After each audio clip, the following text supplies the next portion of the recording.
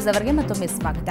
ಕರ್ನಾಟಕ ಕುರುಕ್ಷೇತ್ರಕ್ಕೆ ಇನ್ನು ಕೆಲವೇ ದಿನಗಳು ಬಾಕಿ. ಇನ್ನೆರಡು ದಿನದಲ್ಲಿ ನಾಮಪತ್ರ ಸಲ್ಲಿಕೆ ಪ್ರಕ್ರಿಯೆಯೂ ಮುಗಿದು ಹೋಗುತ್ತೆ.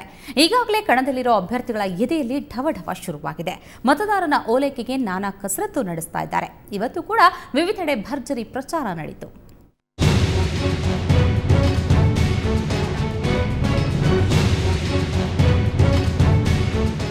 ಶಿವಮೊಗ್ಗದಲ್ಲಿ ಈಶ್ವರಪ್ಪ ಪರವಾಗಿ ಗೋ ಮಧುಸೂದನ್ ಭರ್ಜರಿ ಪ್ರಚಾರ ನಡೆಸಿದ್ರು. ಬಳಿಕ ಬಿಜೆಪಿ ಬೂತ್ ಮಟ್ಟದ ಕಾರ್ಯಕರ್ತರ ಸಭೆಯಲ್ಲಿ ಪ್ರಚಾರ ಭಾಷಣ ಮಾಡಿದ ಮಧುಸೂದನ್ ಕಾಂಗ್ರೆಸ್ ವಿರುದ್ಧ, ಅದರಲ್ಲೂ ವಿಶೇಷವಾಗಿ ಇಬ್ರಾಹಿಂ ಹಾಗೂ ರೆಹಮಾನ್ ಖಾನ್ ವಿರುದ್ಧ ತೀವ್ರ ವಾಗ್ದಾಳಿ ನಡೆಸಿದ್ರು. ಬಿಜೆಪಿಯನ್ನ ಸದಾ ತೆಗಳುವುದೇ ಇಬ್ರಾಹಿಂ ಅಜೆಂಡಾ. ಇಬ್ರಾಹಿಂ ಭದ್ರಾವತಿಯ ಬದ್ಮಾಶ್ ಎಂದು ಛೇಡಿಸಿದ್ರು.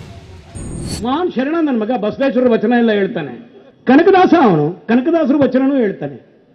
ಆಹಾ, ನಂಬಿಡ್ಬೇಕು ಇವನ್ನ. ಆಧುನಿಕ ಶಿಶುನಾಳ್ ಶರೀಫ್ ಇವನು. ಅಬ್ಬಾ, ಶರೀಫ್ ಅಂದ್ರೆ ಅರ್ಥ ಗೊತ್ತಾ ನಿಮ್ಗೆ? ಶರೀಫ್ ಅಂದ್ರೆ ಮರ್ಯಾದಸ್ಥ ಅಂತ. ಶಿಶುನಾಳ ಊರಿನ ಶರೀಫ್ ಅಂದ್ರೆ ಮರ್ಯಾದಸ್ಥ ಅಂತ. ಆದ್ರೆ ಇವನು ಭದ್ರಾವತಿಯ ಬದ್ಮಾಶ್. ಅವನು ಶಿಶುನಾಳ್ ಶರೀಫ್ ಆದ್ರೆ ಇವನು ಭದ್ರಾವತಿಯ ಬದ್ಮಾಶ್. ಇತ್ತ ಕಾಂಗ್ರೆಸ್ ನಾಯಕರ ವಿರುದ್ಧ ವಾಕ್ ಪ್ರಹಾರ ನಡೆಯುತ್ತಿದ್ರೆ, ಅತ್ತ ಅರಮನೆ ನಗರಿಯಲ್ಲಿ ಕಾಂಗ್ರೆಸ್ ಕಲರವ ಜೋರಾಗಿತ್ತು. ಅನಾರೋಗ್ಯದಿಂದ ಗುಣಮುಖರಾಗಿರೋ ಸಿದ್ದರಾಮಯ್ಯ ಇವತ್ತು ಹೆಲಿಕಾಪ್ಟರ್ನಲ್ಲಿ ಮೈಸೂರಿಗೆ ಆಗಮಿಸಿ ಸುತ್ತೂರು ಶ್ರೀಗಳ ಆಶೀರ್ವಾದ ಪಡೆದ್ರು. ನಂತರ ಈ ಹಿಂದೆ ತಮ್ಮ ಪ್ರತಿಸ್ಪರ್ಧಿಯಾಗಿದ್ದ ಮಾಜಿ ಪೊಲೀಸ್ ಅಧಿಕಾರಿ ಎಲ್ ರೇವಣಸಿದ್ದಯ್ಯ ಅವರ ತೋಟದ ಮನೆಗೆ ತೆರಳಿ ಅವರನ್ನ ಕಾಂಗ್ರೆಸ್ ಪಕ್ಷಕ್ಕೆ ಬರಮಾಡಿಕೊಂಡ್ರು. ಬಳಿಕ ಮಧ್ಯಾಹ್ನ ವೇಳೆಗೆ ನಗರದಲ್ಲಿ ನಡೆದ ಚಾಮುಂಡೇಶ್ವರಿ ಕ್ಷೇತ್ರದ ಕಾರ್ಯಕರ್ತರ ಸಮಾವೇಶದಲ್ಲಿ ಪಾಲ್ಗೊಂಡು ಭಾಷಣ ಮಾಡಿದ್ರು. ಇದೇ ವೇಳೆ ಸೋನಿಯಾ ಗಾಂಧಿ ಮೈಸೂರಿನಲ್ಲಿ ಪ್ರಚಾರಕ್ಕೆ ಬರುವುದಾಗಿ ತಿಳಿಸಿದ್ರು. ಇತ್ತ ವರುಣಾ ಕ್ಷೇತ್ರದ ಚಿಕ್ಕಯ್ಯನಛತ್ರ ಹೋಬಳಿಯ ಹೆಬ್ಬ್ಯಾ ಗ್ರಾಮದಲ್ಲಿ ಕೆಜೆಪಿ ಅಭ್ಯರ್ಥಿ ಕಾಪು ಸಿದ್ದಲಿಂಗಸ್ವಾಮಿ ಬಿರುಸಿನ ಪ್ರಚಾರ ನಡೆಸಿದ್ರು.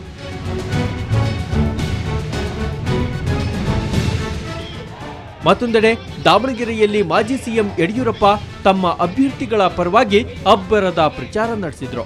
ಕೆಜೆಪಿ ಕಾರ್ಯಕರ್ತರ ಬಹಿರಂಗ ಸಮಾವೇಶದಲ್ಲಿ ಪಾಲ್ಗೊಂಡು ಜಗಳೂರು ಹಾಗೂ ಹರಪ್ಪನಹಳ್ಳಿ ಅಭ್ಯರ್ಥಿಗಳನ್ನ ಗೆಲ್ಲಿಸುವಂತೆ ಮತದಾರರಲ್ಲಿ ಮನವಿ ಮಾಡಿದ್ರು. ಇನ್ನು ಹಾವೇರಿಯಲ್ಲಿ ಕಾಂಗ್ರೆಸ್ ಕೆಜೆಪಿ ಅಭ್ಯರ್ಥಿಗಳು ಭರ್ಜರಿ ಪ್ರಚಾರ ನಡೆಸಿದ್ರು. ಮಾಜಿ ಶಾಸಕ ಕೆಜೆಪಿ ಅಭ್ಯರ್ಥಿ ನೆಹರು ಓಲೇಕರ್ ಮನೆ ಮನೆಗೆ ತೆರಳಿ ಮತಯಾಚಿಸಿದ್ರು. ಇನ್ನೊಂದೆಡೆ ಕಾಂಗ್ರೆಸ್ ಅಭ್ಯರ್ಥಿ ಮಾಜಿ ಶಾಸಕ ರುದ್ರಪ್ಪ ಲಮಾಣಿ ಕೂಡ ಭರ್ಜರಿ ಪ್ರಚಾರ ನಡೆಸಿದ್ರು.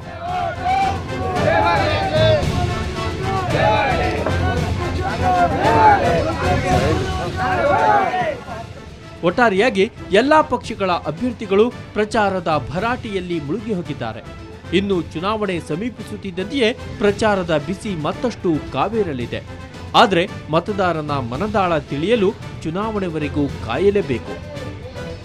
ಬ್ಯೂರೋ ರಿಪೋರ್ಟ್, ಸುವರ್ಣ ನ್ಯೂಸ್. ಆ ಪ್ರದೇಶದಲ್ಲಿ ಮರ್ಯಾದಸ್ಥರು ಮುಖ ಹಾಕಿ ತಿರುಗುವಂತಿರಲಿಲ್ಲ. ಹಲವು ದಿನಗಳಿಂದ ಸ್ಥಳೀಯರು ರೋಸಿ ಹೋಗಿದ್ರು. ಪೊಲೀಸರಿಗೆ ದೂರು ನೀಡಿದ್ರೂ ಯಾವುದೇ ಪ್ರಯೋಜನವಾಗಿರಲಿಲ್ಲ. ಇದರಿಂದ ಬೇಸತ್ತ ಸ್ಥಳೀಯರು ತಾವೇ ಮುಹೂರ್ತ ಫಿಕ್ಸ್ ಮಾಡಿ ಇವತ್ತು ಕಾರ್ಯಾಚರಣೆ ನಡೆಸಿದ್ರು.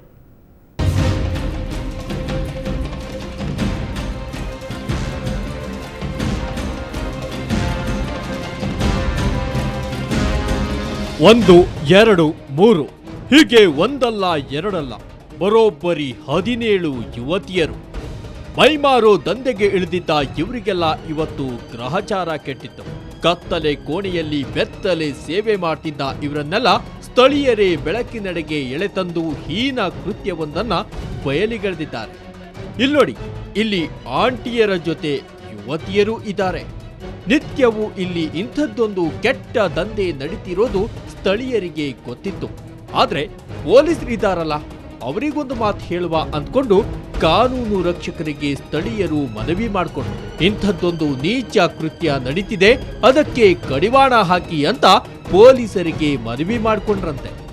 ಆದ್ರೆ ಪೊಲೀಸರು ಇವರ ಮನವಿಗೆ ಸ್ಪಂದಿಸದ್ದಕ್ಕೆ ಸ್ಥಳೀಯರೇ ಇವತ್ತು ದಿಢೀರ್ ದಾಳಿ ನಡೆಸಿದ್ರು. ಅದ್ಯಾವಾಗ ರೆಸಾರ್ಟ್ ಮೇಲೆ ದಾಳಿ ನಡೆತೋ ಆವಾಗ ಶುರುವಾಯ್ತು ನೋಡಿ ಮಾನ ಮರ್ಯಾದೆ ಅನ್ನೋದು. ಹೀಗಾಗಿ ಕ್ಯಾಮ್ರಾಕ್ಕೆ ಮುಖ ತೋರಿಸೋಕು ನಾಚಿಕೊಳ್ತಾ ಮುಖಕ್ಕೆ ಬಟ್ಟೆ ಮರೆಮಾಚಿಕೊಳ್ಳೋಕೆ ಶುರು ಮಾಡಿದ್ರು ಈ ಅಪ್ಪಟ ಸಾಚಾನಾರಿಯರು. ಅಂದ್ಹಾಗೆ ಇವರೆಲ್ಲ ಕೋಲ್ಕತ್ತಾ ಹಾಗೂ ರಾಜ್ಯದ ಇತರೆ ಮೂಲದವರು. ಕೆಲವರು ಗಂಡನ ಕಿರುಕುಳ ತಾಳಲಾರದೆ ಇಲ್ಲಿ ಸೇರಿಕೊಂಡಿದ್ರೆ ಇನ್ನು ಕೆಲವರು ಇನ್ಯಾವುದೋ ಸಮಸ್ಯೆಯಿಂದ ಈ ಕೃತ್ಯಕ್ಕೆ ಇಳಿದಿದ್ದೇವೆ ಅಂತಾರೆ. ಚಾಮರಾಜನಗರದ ಬಂಡೀಪುರ ಸಮೀಪದ ನೀಲಗಿರಿ ರೆಸಾರ್ಟ್ನಲ್ಲಿ ನಡೆದಿದ್ದ ಈ ಮೈಮಾರೋ ದಂಧೆಯಿಂದ ಮರ್ಯಾದಸ್ಥರು ಮುಖ ಎತ್ತಿ ತಿರುಗುವಂತಿರಲಿಲ್ಲ. ಎಷ್ಟು ದಿನ ಅಂತ ನೋಡೋದು? ಹಾಗಾಗಿ ಇವತ್ತು ಬೇಸತ್ತು ನಾವೇ ದಾಳಿ ಮಾಡಿದ್ವಿ ಅಂತಾರೆ ಸ್ಥಳೀಯರು. ಈ ರೀತಿ ಇವತ್ತು ಇವರು ಬೇರೆ ಊರಿನ ತಂದು ದಂಧೆ ಮಾಡಿದಾಗ ನಾಳೆ ನಮ್ಮ ಹುಡುಗಿರಿಗೂ ಕೆಟ್ಟ ಹೆಸರು ಬಂದೇ ಬರುತ್ತಲ್ಲ. ಉಂಡ್ಲುಪೇಟೆ ತಾಲೂಕಲ್ಲಿ ಏನಪ್ಪ ಈ ರೀತಿ ಹುಡುಗಿರು ಸರಿ ಇಲ್ಲ ಅಂತೇಳಿ ಕೆಟ್ಟ ಹೆಸರುಗಳು ಬಂದಿದೆ.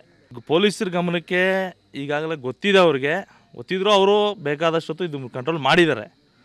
ಮಾಡಿದ್ರು ಕದ್ದು ಮುಚ್ಚಿಯಿಂದ ಇವರು ವ್ಯವಹಾರ. ಈಗ ನೀವು ನೋಡಿದ್ರಲ್ಲ, ಒಂದು ಇಟ್ಕೆ ಗೂಡು ರೀತಿ 17 ಹುಡುಗಿರನ್ನ ತಗೊಬಂದು ಒಳಗಡೆ ಸೀಸ್ ಮಾಡಿದ್ದಾರೆ. ಸದ್ಯ ದಂಧೆಯಲ್ಲಿ ತೊಡಗಿದ್ದ 17 ಮಂದಿ ಹುಡುಗಿಯರು ಹಾಗೂ ರೆಸಾರ್ಟ್ನ ವ್ಯವಸ್ಥಾಪಕ ರವಿ ಎಂಬಾತನನ್ನ ಪೊಲೀಸರಿಗೆ ಒಪ್ಪಿಸಿದ್ದಾರೆ. ರೆಸಾರ್ಟ್ ಮಾಲೀಕ ಹಾಸನ ಮೂಲದ ಶೇಖರ್ ತಲೆಮರೆಸಿಕೊಂಡಿದ್ದಾನೆ. ಅದೇನೇ ಇರಲಿ, ಹೀನ ಕೃತ್ಯಕ್ಕೆ ಬೇಸತ್ತ ಜನ ಪೊಲೀಸರು ಮಾಡೋ ಕೆಲಸವನ್ನ ತಾವೇ ಮಾಡಿ ಮುಗಿಸಿದ್ದಾರೆ. ಆದ್ರೆ ಇನ್ನಾದ್ರೂ ಸೂಕ್ತ ರೀತಿಯಲ್ಲಿ ಪೊಲೀಸರು ತಮ್ಮ ತನಿಖೆಯ ಕರ್ತವ್ಯ ನಿರ್ವಹಿಸಿದ್ರೆ ಸಾಕಾಗಿತ್ತು. ಅದನ್ನೂ ಏನ್ ಮಾಡ್ತಾರೋ ಏನೋ. ಚಾಮರಾಜನಗರದಿಂದ ಕ್ಯಾಮರಾಮನ್ ಪುಟ್ಟರಾಜ್ ಜೊತೆ ಶಶಿಧರ್ ಕೆವಿ, ಸುವರ್ಣ ನ್ಯೂಸ್. ಈಗ SMS ಜನಾಭಿಮತ. ನಾವು ಕೇಳಿದ ಪ್ರಶ್ನೆ, ಚಿತ್ರತಾರೆಯರ ರಾಜಕೀಯ ಪ್ರವೇಶದಿಂದ ಭ್ರಷ್ಟಾಚಾರ ನಿವಾರಣೆ ಆಗುತ್ತಾ ಅಂತ. ಈ SMS ಜನಾಭಿಮತಕ್ಕೆ ಬಂದ ಒಟ್ಟು ಮತಗಳು 4500. ಇದರಲ್ಲಿ ಹೌದು ಅಂತ 13% ಜನ ಹೇಳಿದ್ರೆ, ಇಲ್ಲ ಅಂತ 87% ಜನ ಉತ್ತರಿಸಿದ್ದಾರೆ.